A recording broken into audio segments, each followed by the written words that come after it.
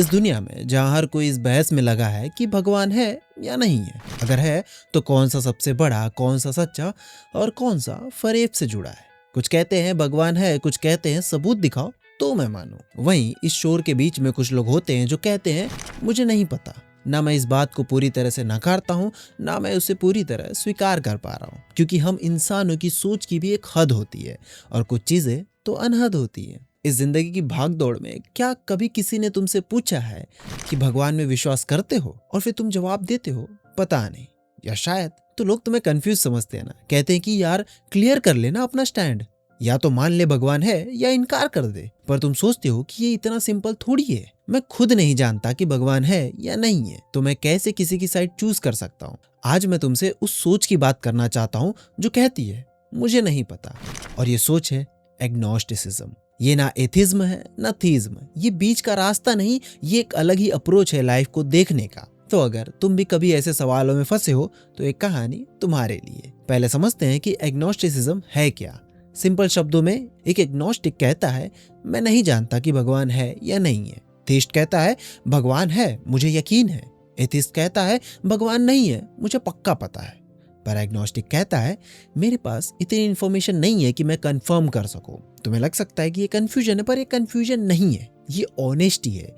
ये एक्सेप्ट करना कि कुछ सवाल इतने बड़े हैं कि उनके जवाब हम इंसानों के पास अभी नहीं है। एग्नोस्टिक वर्ड दो शब्दों से बना है। ए मतलब नहीं, ग्नोसिस मतलब नॉलेज, यानी जो व्यक्ति के पास यह ज्ञान नहीं है कि भगवान सच में है या नहीं है। अब लोग सोचते हैं कि एग्नोस्टिक मतलब कंफ्यूज्ड। नहीं, एक एग्नोस्टिक लॉजिकली सोचता है। वो ब्लाइंडली किसी चीज को मानता नहीं, पर कंप्लीटली रिजेक्ट भी नहीं करता। वो कहता है जब तक कोई सॉलिड प्रूफ नहीं मिल जाता तब तक मैं न्यूट्रल रहूंगा। इमेजिन करो एक बंद कमरा है और कोई पूछे कि उस कमरे में टेबल है या नहीं। थीस्ट कहेगा हाँ है, एथिस्ट कहेगा नहीं है। एग्नोस्टिक कहेगा जब तक मैं खुद नहीं देख लेता मैं कैसे कह सकता हूँ। यह अप्रोच लॉजिकल है। एग्नोस्टिसिज्म के भी टाइप्स होते हैं। स्ट्रॉन्ग एग्नोस्टिक कहता है कि हम इंसान कभी भी कंफर्म नहीं कर सकते कि भगवान है या नहीं है। ये क्वेश्चन हमारी अंडरस्टैंडिंग से बाहर है। वीक एग्नोस्टिक कहता है कि अभी तो पता नहीं, पर शायद फ्यूचर में कोई प्रूफ या एविडेंस मिल जाए। फिर कुछ लोग एग्नोस्टिक एथिस्ट होते हैं। वो प्रैक्टिकली भगवान को नहीं मानते, पर ये भी एक्सेप्ट करते हैं कि 100% सर्टेनिटी से कुछ नहीं कहा जा सकता। कुछ लोग एग्नोस्टिक थीस्ट होते हैं। वो भगवान में विश्वास करते हैं, पूजा भी करते हैं, पाठ भी करते हैं और भगवान का नाम जप भी करते हैं, पर ये भी मानते हैं कि उनका बिलीफ फेथ पे बेस्ड है, साइंटिफिक प्रूफ पे नहीं। अब सवाल यह है कि लोग एग्नोस्टिक बनते ही क्यों हैं आखिर। पहला रीजन, जब सवालों के जवाब नहीं मिलते। जब बचपन से सिखाया जाता है कि भगवान है, सब कुछ वो कंट्रोल करता है, पर रियल लाइफ में दिखाई नहीं देता, तो इंसान सोचने लगता है। जब पूछता है कि अगर भगवान है तो दुनिया में इतना दुख क्यों है, और इस बात पे उसे कन्विंसिंग जवाब नहीं मिलता तो डाउट होने लगता है। दूसरा रीजन, साइंस और लॉजिक। आज के जमाने में लोग एविडेंस चाहते हैं। जब भगवान का कोई सॉलिड प्रूफ नहीं मिला तो कुछ एथिस्ट बन जाते हैं और कुछ बीच का रास्ता चुनते हैं। तीसरा, रिलीजियस कंफ्यूजन। जब तुम्हें जबरदस्ती धार्मिक शिक्षा दी जाती है बचपन में, पर बड़े होके वो लॉजिकली सही नहीं लगती, तो तुम खुद सोचने लगते हो। इंटरेस्टिंग बात यह है कि एग्नोस्टिसिज्म कोई नया आइडिया नहीं है। एग्नोस्टिक शब्द का पहली बार 1869 में थॉमस हॉक्सले ने यूज किया था। वो एक बायोलॉजिस्ट थे और डार्विन के थ्योरीज को सपोर्ट करते थे। उन्होंने कहा था जब तक पक्का नॉलेज नहीं है तब तक किसी निष्कर्ष पे पहुंचना गलत है। पर असल में ये सोच और भी पुरानी है। प्राचीन भारत में चार्वाक दर्शन ने भी ईश्वर के अस्तित्व पे सवाल उठाया था। बुद्धा ने भी ईश्वर के बारे में कोई पक्की बात नहीं कही थी। उन्होंने कहा था सत्य की खोज अपने अंदर करो। ग्रीक फिलॉसफी में सोक्रेट ने भी कहा था मैं सिर्फ इतना जानता हूं कि मैं कुछ नहीं जानता। ये सब एग्नोस्टिक थिंकिंग के एग्जाम्पल्स हैं। अब बात करते हैं मिसकंसेप्शंस की। सबसे बड़ी गलतफहमी ये है कि एग्नोस्टिक कंफ्यूज होते हैं। नहीं, वो बहुत सोच समझ के अपनी पोजीशन लेते हैं। वो ना अंधविश्वास करते हैं, ना बिना सोच समझ के किसी बात को रिजेक्ट करते हैं। दूसरी गलतफहमी, एग्नोस्टिक को कुछ फर्क नहीं पड़ता। एक्चुअली बहुत से एग्नोस्टिक गहराई से सोचते हैं, पढ़ते हैं, सच्चाई की खोज में लगे रहते हैं। बस वो ये नहीं मानते कि हर सवाल का जवाब हमें मिल गया है, क्योंकि वो समझते हैं कि बहुत सारी पॉसिबिलिटीज है, अभी बहुत सारे सवाल के जवाब ऐसे हैं जो हमें ढूंढना बाकी है। तीसरी, एग्नोस्टिसिज्म मतलब एथिज्म नहीं। एथिज्म क्लियरली कहता है कि भगवान नहीं है। एग्नोस्टिक कहता है मुझे नहीं पता। एथिज्म एक स्ट्रॉन्ग क्लेम करता है, एग्नोस्टिसिज्म हम्बल और ओपन एंडेड है। एग्नोस्टिक होने के बहुत सारे फायदे भी हैं और चैलेंजेस भी। फायदे, तुम ओपन माइंडेड होते हो, फ्लेक्सिबल थिंकिंग होती है, दूसरों के बिलीव को समझने में आसानी होती है। तुम स्पिरिचुअल या फिलोसॉफिकल क्वेश्चन से भागते नहीं, उन्हें एक्सप्लोर करते हो। तुम्हें मेंटल पीस मिल सकती है क्योंकि तुम खुद को गिल्ट, डर या धार्मिक प्रेशर में नहीं डालते।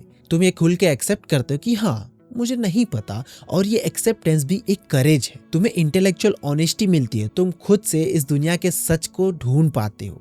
पर चैलेंजेस भी होते हैं। सबसे बड़ा, अकेलापन। जब तुम किसी धार्मिक परिवार या सोसाइटी में रहते हो और एग्नोस्टिक हो जाते हो तो लोग तुम्हें भ्रमित, नास्तिक या गलत समझने लगते हैं। सोशल प्रेशर बढ़ जाता है, तुम्हारे पास कोई रेडीमेड आंसर नहीं होता। थीस्ट कहते हैं कि भगवान की मर्जी है, एथिस्ट कहता है कि भगवान है ही नहीं, पर एग्नोस्टिक कहते हैं पता नहीं, सोचते हैं।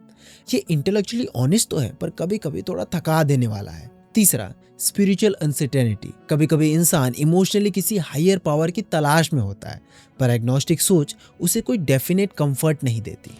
एक इंपॉर्टेंट बात तो ये है कि एग्नोस्टिक होने का मतलब ये नहीं कि तुम स्पिरिचुअल नहीं हो सकते। स्पिरिचुअलिटी सिर्फ भगवान में विश्वास करना नहीं होता, इसका मतलब है अपने अंदर झांकना, लाइफ के गहरे सवालों को समझना, इनर पीस की तलाश करना। बहुत से एग्नोस्टिक भले ऑर्गेनाइज रिलीजन को नहीं मानते, पर मेडिटेशन करते हैं, नेचर से जुड़े होते हैं, लाइफ की मीनिंग को समझने की कोशिश करते हैं। एग्नोस्टिक स्पिरिचुअलिटी ज्यादा पर्सनल और अनुभव बेस्ड होती है, वो एक्सपीरियंस बेस्ड होती है। ये व्यक्ति की खुद की जर्नी होती है, जहां वो बिना किसी रूल बुक के, बिना डर या गिल्ट के अपने सवालों के जवाब ढूंढता है। जैसे जैसे एजुकेशन, साइंस, इंटरनेट का प्रभाव बढ़ रहा है, लोग सवाल पूछने लगते हैं, वो भी खुले तौर पे। पुराने जमाने में धर्म और भगवान से जुड़े सवाल पूछना गलत माना जाता था, पर आज का यूथ तर्क और प्रमाण चाहता है। एग्नोस्टिसिज्म एक बैलेंस वाला रास्ता बन सकता है, जो ना अंधविश्वास में डूबा हो, ना पूरी तरह से नेगेटिव हो। ये लोगों को फ्रीडम देता है कि लोग सोचे, सवाल करें और खुद अपनी अंडरस्टैंडिंग बनाए। जिस दुनिया में कल्चर्स, रिलीजन और आइडियाज आपस में मिलते जुलते रहेंगे, वहाँ एक नेचुरल, रिस्पेक्टफुल सोच की जरूरत होगी, और यही सोच एग्नोस्टिसिज्म में मिलती है। मैं तुम्हारे विश्वास का सम्मान करता हूँ, पर मुझे अभी खुद यकीन नहीं है। ये एटीट्यूड डायलॉग, टॉलरेंस और म्यूचुअल रिस्पेक्ट को बढ़ावा दे सकता है। मेंटल हेल्थ और इमोशनल वेलबींग पे भी इसका असर पड़ सकता है। जब लोग गिल्ट, डर या धार्मिक प्रेशर से बाहर आकर खुद से जुड़ते हैं, तो उन्हें ज्यादा शांति और क्लैरिटी मिलती है। तो आखिर में मैं ये कहूँगा, एग्नोस्टिक होना कोई वीकनेस नहीं है, ये एक ऑनेस्ट अप्रोच है लाइफ को समझने का।